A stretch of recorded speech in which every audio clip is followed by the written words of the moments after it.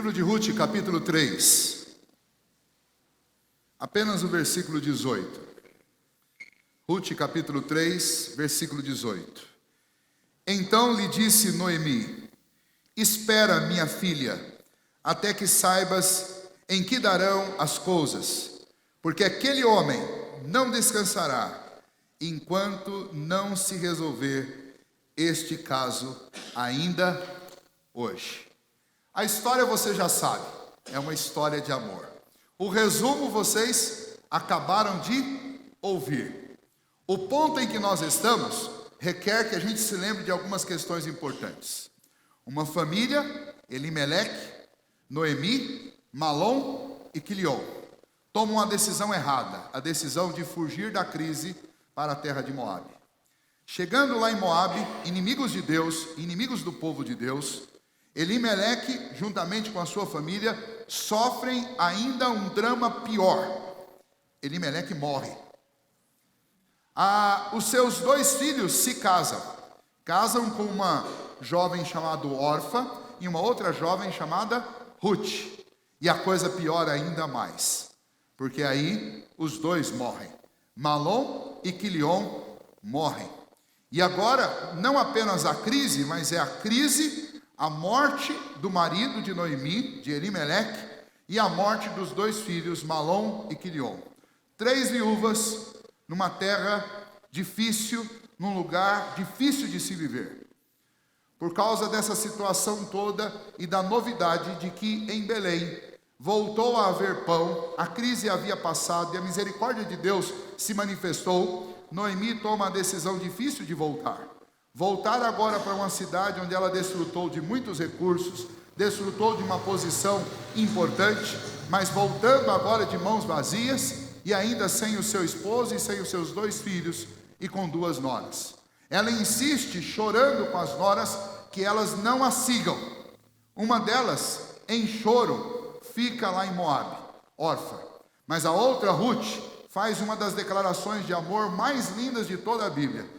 Ela diz para a sua sogra: onde quer que você for, eu irei. Onde quer que você dormir, eu dormirei também. O teu povo vai ser o meu povo. O teu Deus será o meu Deus. E a não ser que seja a morte qualquer outra coisa que me afastar de ti, eu seja punida por isso. Porque somente a morte me separa de você. Foi isso que Ruth disse a Noemi. E as duas voltaram. No capítulo 2, nós aprendemos na semana passada, o plano era sobrevivência. Quando elas chegaram lá sem nada, e especialmente pela condição que elas estavam, elas tinham se tornado escravas. Não escrava naquele sentido em que elas tinham que comparecer ou viver na casa de um senhor, mas elas haviam perdido tudo, e naquela lei que eles viviam, dentro daquele regime de lei dos judeus, havia ainda 2 possibilidades para aquelas 2 mulheres. A primeira possibilidade era a possibilidade do levirato, onde algum parente muito próximo, no caso, primeiramente, se ela tivesse irmãos, um irmão, um cunhado, mas algum outro parente na linha das descendências e daqueles parentes próximos de Elimeleque, alguém deveria se tornar o levir para Ruth. E o que era o levir? O levir era alguém que se casava pela lei do levirato, e através deste casamento ele suscitava para a viúva e para o falecido um descendente que não receberia o nome do levir, mas receberia o nome daquele que morreu. Essa era uma possibilidade para as duas reaverem os seus bens e, especialmente para aquelas 2 mulheres, reaverem uma condição de vida digna. A outra possibilidade era a possibilidade do Goel. Quem é o Goel? O Goel é um parente, um representante da família que tivesse condições, que tivesse recursos e pudesse pleitear o pagamento, o resgate da dívida da família e assim recuperar os bens e assim pôr em liberdade aquela que era a esposa do viúvo que deixou dívidas. E nesse caso, aquelas 2 mulheres chegaram ali na cidade e então de cara elas não precisavam ir se entregar àquele que era dono delas, mas elas podiam aguardar até que suscitassem um levir ou um goel, para que pudessem ajudá-las e colocá-las em liberdade. Mas o plano, até que isso acontecesse, era sobrevivência. apenas sobreviver.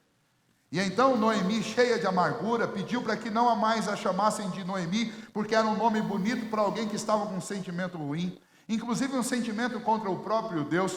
E ela pediu para ser chamada de Mara, porque ela agora só tinha amargura no coração, porque, segundo ela, o Todo-Poderoso Deus a colocou num mar de amargura. Mas no meio da sua amargura, Ruth, que estava auxiliando, sendo sua companheira, demonstrando por ela um amor e uma bondade extrema. E o termo usado, tanto no capítulo 1, quanto no capítulo 2, quanto no capítulo 3, para esse amor que Ruth sentia por Noemi, é um termo hebraico chamado Hesed, que é uma referência a um tipo de amor, que é um amor profundo, que é um amor íntimo, que é um amor que não pode ser quebrado. É um amor devoto, é um amor que leva você a fazer pelo outro aquilo que o outro nunca mereceu e nunca terá como pagar. É o amor que você encontra expressado na relação de Cristo conosco. E é esse amor que a própria Ruth demonstrava para com a sua sogra. E por causa desse amor, então, Ruth toma a iniciativa de sair para buscar algum mantimento e fazer alguma coisa pela vida da sua sogra. A história do livro de Ruth é do começo ao fim uma história de amor. Tanto a história de amor de uma nora para com a sua sogra, mas a própria história de amor e uma história perfeita entre um homem e uma mulher. E essa história começa a acontecer quando Ruth toma essa iniciativa de ir buscar algo pela sua sobrevivência. Como eu disse, o primeiro plano era sobreviver. E na busca por algo pela sua sobrevivência, ela vai parar, não por coincidência nem por casualidade, mas pela providência divina, ela vai pegar os grãos que sobraram da colheita exatamente nas terras de Boaz. E Boaz tinha, especialmente em relação a Noemi, tinha 3 elementos que tornavam ele uma pessoa absolutamente estratégica para a vida daquelas 2 mulheres. Primeiro, ele era um parente. Segundo, ele não era um parente próximo, tão próximo que não pudesse se casar. Ele tinha uma distância suficiente para ser o Goel, o resgatador, e tinha uma distância também suficiente para ser também o Levi, aquele que pudesse suscitar uma genealogia, uma descendência para aquela viúva. E então, quando Noemi fica sabendo que Ruth foi exatamente para esses campos, a esperança no coração de Noemi reacende, especialmente porque durante aquele primeiro dia em que Ruth foi respigar nos campos de Boaz, Boaz a viu, Boaz se interessou por ela, Boaz pegou informações a respeito dela, Boaz deu ordem para que os servos facilitassem, deixando grãos e peixes para trás, para que ela pudesse pegar. Na hora do almoço, Boaz a serve repartindo o seu almoço. Daí para frente já é coração apaixonado, é um coração cheio de amor, vendo diante de si a esperança também da realização familiar, da realização no casamento. E então Boaz, além de tudo, chega no final do dia, ele diz novamente para os seus servos, se ela quiser pegar grãos até em cima da carroça, junto dos peixes, deixe que ela pegue. E no final do dia ela tinha juntado quase que 1 efa de grãos de cevada, o suficiente para que ela e a sua sogra sobrevivessem por quase 1 mês. E elas levaram isso, e ela levou isso para casa, e quando contou a história para Noemi, que estava amargurada e sem esperança, agora encheu o coração de alegria. E no coração cheio de alegria se acende a esperança de algo maior do que simplesmente sobreviver. E é aí que nós entramos no capítulo 3. No capítulo 3 o plano não é mais a sobrevivência. O capítulo 3 começa com um plano de felicidade. E felicidade, guardem bem isso, felicidade passa necessariamente pelo casamento. É isso que esse capítulo 3 ensina. Não há melhor chance de você experimentar verdadeira felicidade senão num relacionamento conjugal. E é isso que anima Noemi. E é esse o plano de Noemi. Noemi não quer simplesmente se livrar do endividamento. Noemi não quer simplesmente suprir suas necessidades. Noemi quer para a sua nora um novo casamento, porque se você lembrar lá no capítulo 1, no capítulo 2, quando ela estava insistindo, aliás, no capítulo 1, quando ela estava insistindo para que Ruth não fosse com ela, para Belém, um dos argumentos de Noemi foi: eu não tenho mais filho, você não tem mais chance de refazer a vida comigo, e mesmo que eu ficasse grávida agora, você não ia poder esperar esse filho crescer para você casar com ele. Então não há chance de você refazer a vida comigo. E Ruth insistiu: não, eu vou com você assim mesmo. Mas agora Noemi percebe que existe chance sim dela refazer a vida e ela experimentar felicidade através do casamento.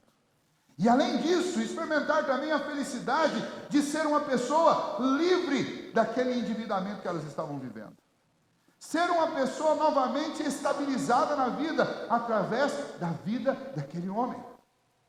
É fato, e é a grande sombra do capítulo 3, que existia um outro parente, que é chamado no capítulo 4 de fulano. Nós nunca vamos saber o nome dele, ele é apenas referido no texto como o tal do fulano. E esse tal do fulano podia resgatá-la. E agora Noemi pensou: eu preciso acelerar esse processo. Eu preciso ajudar Ruth, porque ela precisa que Boaz seja o resgatador dela. Seja o nosso resgatador, porque ele não apenas serve como um resgatador, mas ele serve como um bom marido para Ruth. E por que nós podemos dizer que ele seria um bom marido? Se você lembrar do capítulo 2, que faz uma descrição sobre o caráter de Boaz, você vai lembrar que ele é um homem abençoador, ele abençoa até seus funcionários, seus escravos, ele ora com eles, agradece a dedicação deles, intercede por eles, louva a Deus por eles. Ele é generoso para com Ruth. Ele demonstra cuidado, inclusive, com a integridade física dela, pedindo aos servos que tomem conta dela, que ajudem, que cerquem ela, para que ninguém abuse daquela jovem que estava andando por ali, pedindo e colhendo aqueles grãos, para que ela pudesse sobreviver. É um homem de caráter, é um homem nobre, é um homem generoso, é um homem temente a Deus. E então Noemi fala: é esse o homem. Ela chama Ruth no final daquele dia e diz para Ruth: Ruth, você tem que fazer algo mais. O dia de amanhã será um dia intenso. Você vai trabalhar o dia inteiro, vai colher nos campos de Boaz, e quando chegar no final do dia, você vai tomar um banho. E a referência de tomar o banho não é porque eles não tomavam banho, mas a referência aqui é que aquele banho era o banho. Porque nessa história nós vamos ver um grande encontro. Um encontro que acende a chama da felicidade. Um encontro que alimenta a chama da esperança. E o primeiro passo do texto é a preparação para o encontro.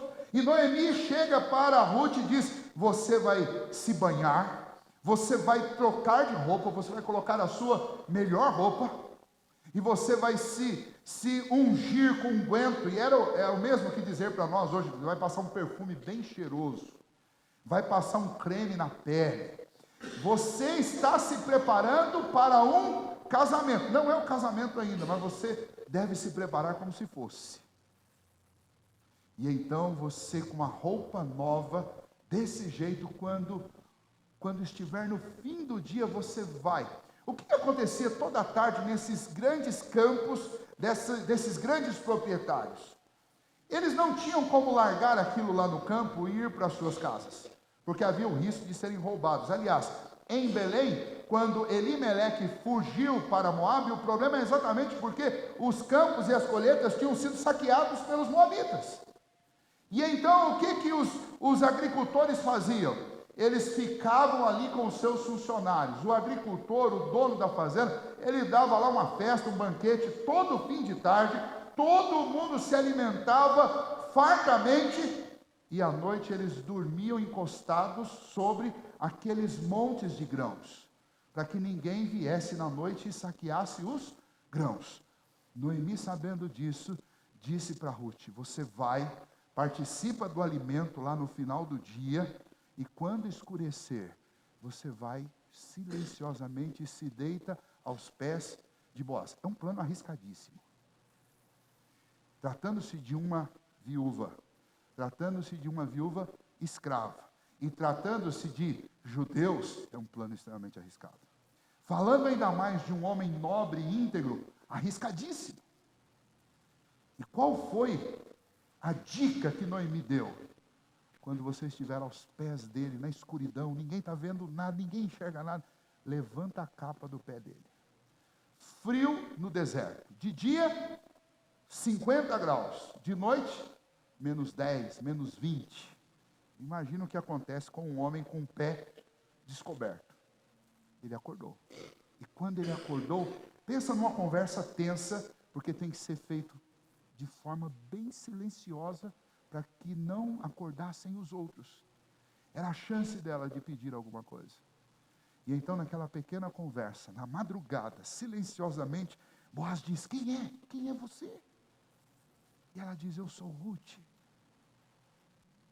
a nora de Noemi, sua parenta, escrava, viúva. E Boaz responde: eu sei quem você é. Todos em Israel sabem quem você é. Você é Ruth, uma mulher virtuosa. Olha a fama de Ruth.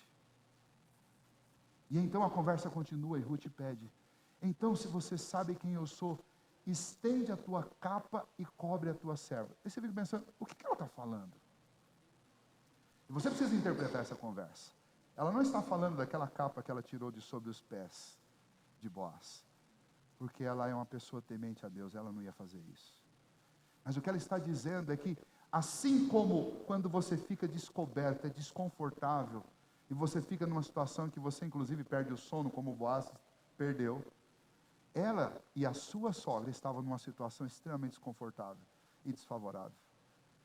E ela já tinha ouvido da própria boca de Boaz, para que ela ficasse em paz, porque lá em Israel, ela veio se abrigar debaixo das asas de Deus. E debaixo das asas de Deus ela ia encontrar refúgio.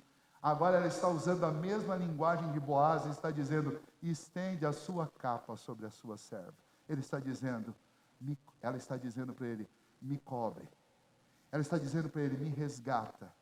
Ela está dizendo para ele: seja mais do que um parente distante. Seja aquele que vai cuidar de mim. É um pedido elegantíssimo e poético de casamento. É isso que ela está fazendo. Ela está pedindo Boaz em casamento, de uma forma muito bela, de uma forma muito temente a Deus, e de uma forma muito sincera. E qual é a resposta de Boaz? E eu imagino que ter que dizer essas coisas de forma silenciosa, para não acordar os outros, deve ter sido um exercício muito difícil.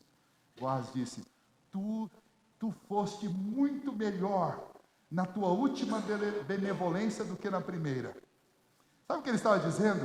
Ele falou: eu fiquei admirado quando eu soube do seu amor por sua sogra, mas agora fiquei ainda muito mais admirado por ver o seu amor manifestado em relação a mim, porque havia um outro parente que podia resgatá-la.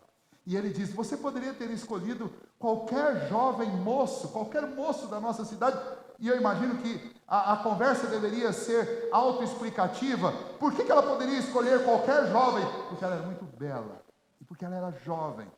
E ele diz: você poderia ter escolhido o teu parente, ou você poderia ter escolhido qualquer jovem da cidade, e todos se casariam com você. Mas você escolheu a mim. Você foi muito mais benevolente agora do que na sua primeira atitude. E a palavra benevolência aí é a palavra hesed. Olha o que ele está dizendo. Ele está dizendo: você está me amando com um amor desinteressado, desinteresseiro. Você não está fazendo uma troca comigo. E é interessante ele entender que o que Ruth está fazendo não é uma troca, porque normalmente nós entenderíamos como uma troca, porque ele era uma pessoa que tinha a condição de oferecer tudo a ela. Mas ele encontra tamanha sinceridade e tamanho amor nas palavras de Ruth, naquele apelo que ela faz, que ele entende que aquele amor dela é muito maior do que o amor de alguma interesseira que estivesse apenas querendo se casar com ele. E então ele vai retribuir com este mesmo amor e vai dizer para ela: tudo o que você me pede, eu farei. Então somente fique quietinha aí, porque imagine, a noite tem que terminar. E tem que terminar de forma discreta, e tem que terminar de um jeito que ele não levante suspeitas. Por quê? Porque havia um outro parente na jogada, tinha um concorrente. Então ele fala: fique bem quietinha, que tudo quanto você me pediu, eu farei.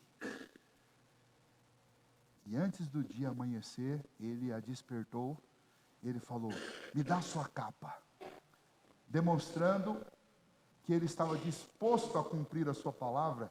ele faz um adiantamento do seu cuidado. E ele manda que ela abra a capa. Imagine você jogando uma capa no chão. E ele jogou muito cereal ali em cima. De forma que fez uma trouxa tão grande, que quando Ruth chega na casa de Noemi, aquela madrugada, o crepúsculo da madrugada, Noemi não está enxergando direito quem é. E ela pergunta, quem é que está chegando aí? Porque era uma pessoa carregando uma trouxa imensa. E ela estava trazendo para casa toda a cevada que Boaz havia lhe dado. E ela chega e diz, este é um presente que Boaz, nosso parente, mandou para você. E aí ela conta toda a história. E o versículo 18, Noemi diz, o que nós acabamos de ler aqui.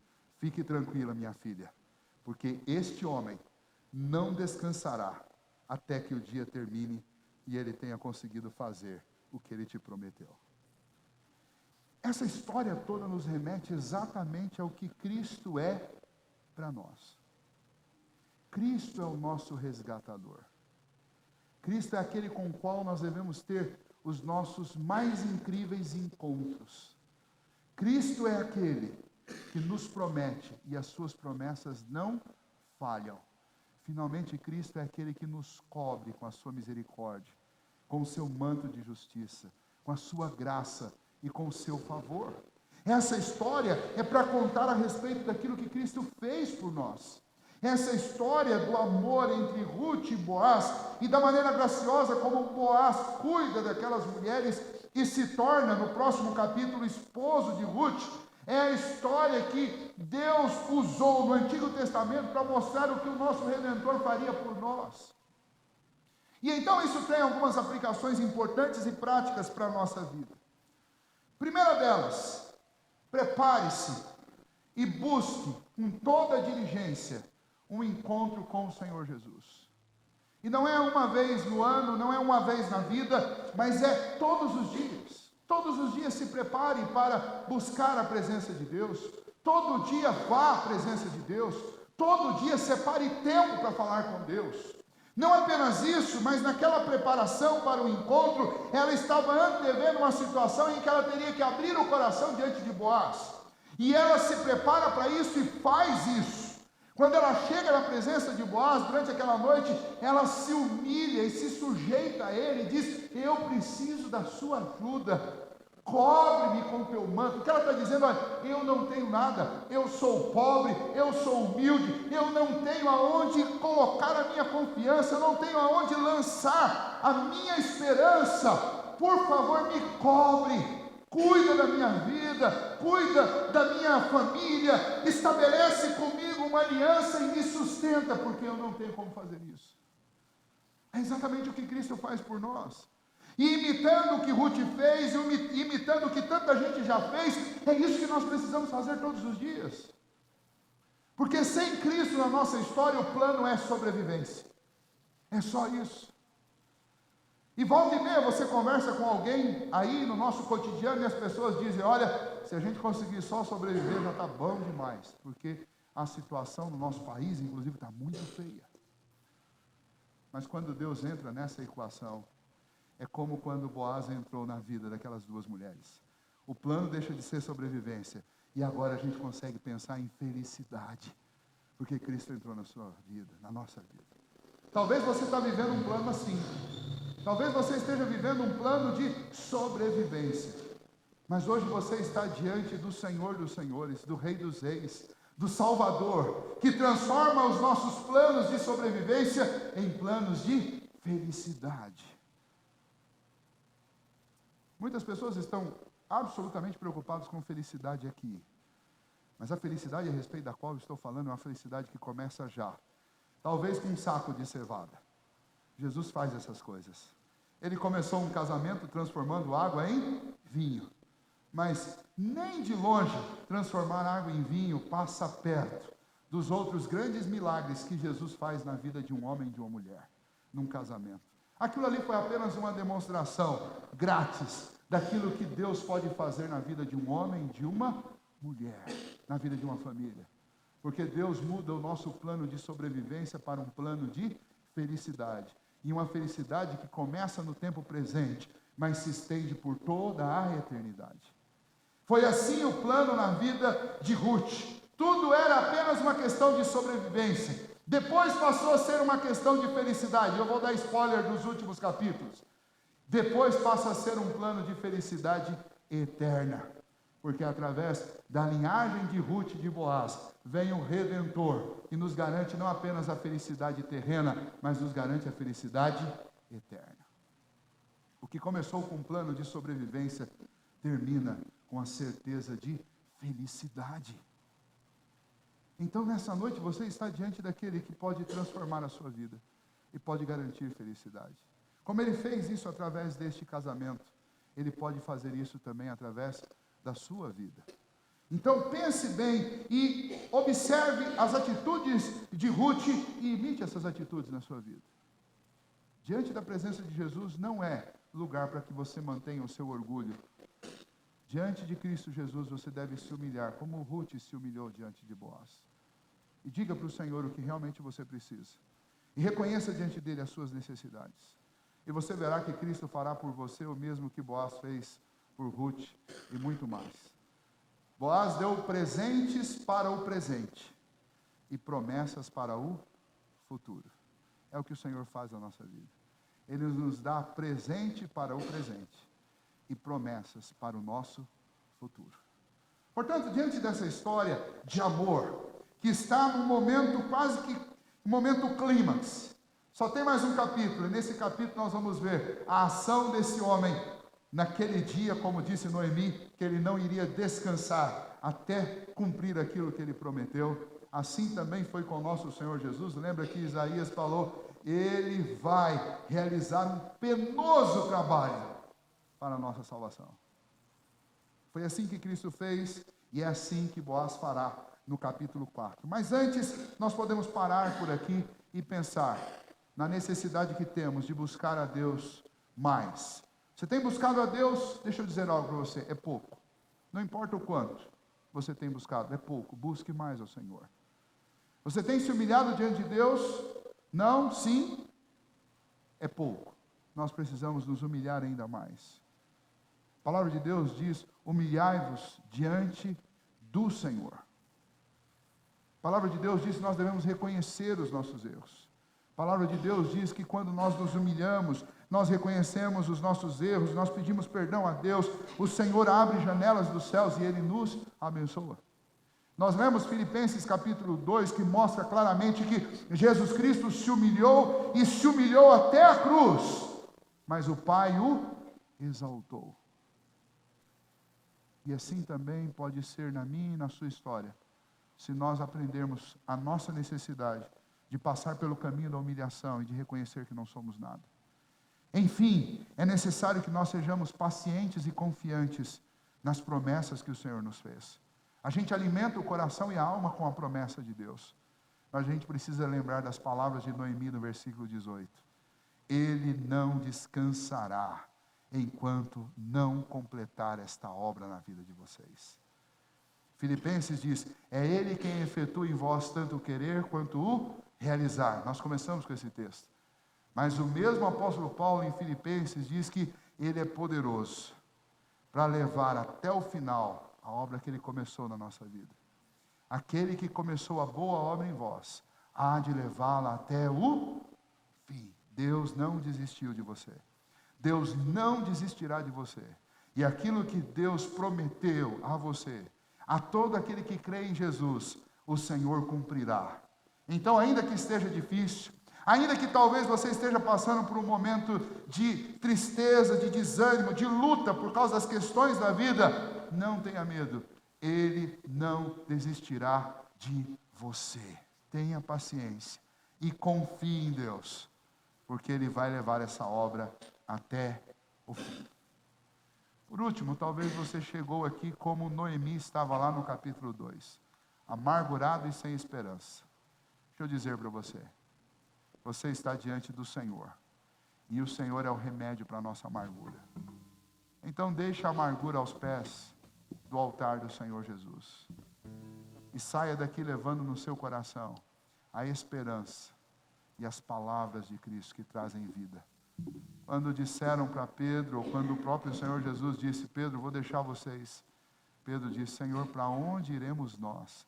Só tu tens as palavras de vida eterna. Não fuja da presença do Senhor. Pelo contrário, corra para os braços de Deus. Como Ruth foi até Boaz naquela noite, hoje, vá até o Senhor Jesus. Fale com Ele. Se humilhe na presença dEle. E você pode ter certeza e pode ficar tranquilo que o mais o Senhor fará.